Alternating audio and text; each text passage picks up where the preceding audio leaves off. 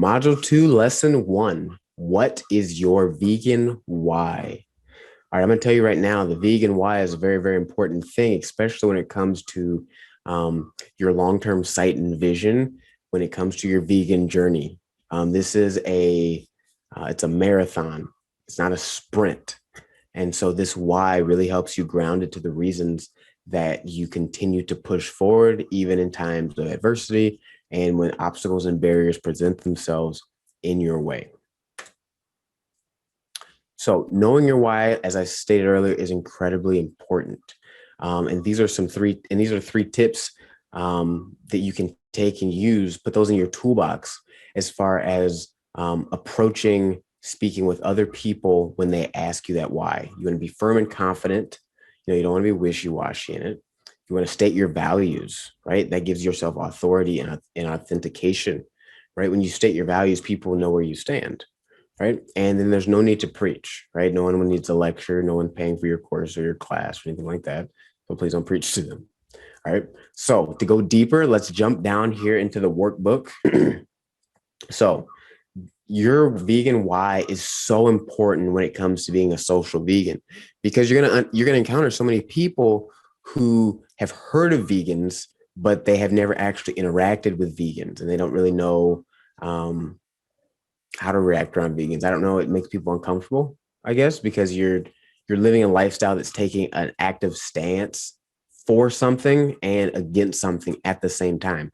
And anytime when someone has a strong opinion, other people who may not have a strong opinion or haven't formed their opinion yet, they may feel uncomfortable. So just know that that does happen. And that's why it's very important that you understand where you stand. So when other people are kind of asking questions, you're able to provide beneficial information, right? And you don't get caught in your own head and make yourself sound foolish or like you don't know what you're talking about. All right. So what I want you to do, I want you to write out your why. Actually, as you can see down here, I provided some space. I mean, obviously you can use a tablet or you can use a Google Doc or something like that. But there's a formula to this.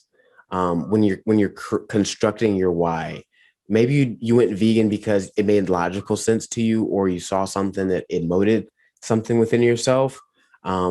But I think it's also important to take that what's in your head and like write it out and to like see it, to visualize it. In many ways, it's an affirmation. All right. So you state your value. You state that you stand firm in your value, and then you state, this is why I'm doing this. And so I gave a personal example of mine. So my value is breaking generational curses. I stand firm in my decision to break generational curses and animal abuse, sickness, disease, food inequity, and planetary harm.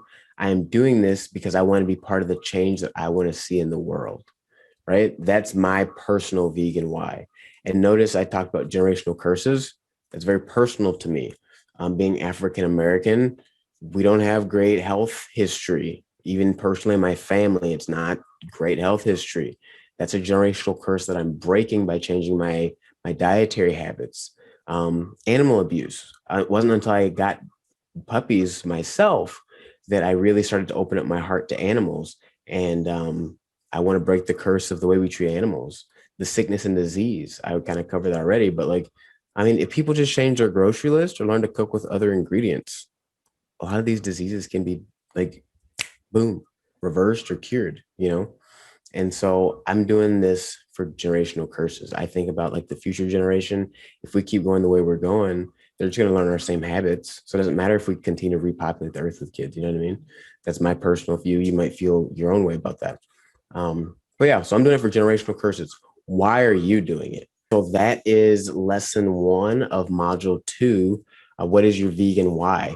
Hopefully you found some value in this. Hopefully you actually take the time to write out these exercises, just because, like I said, these are things that you really will encounter in real life. And it's good to think through them before you're live on the spot.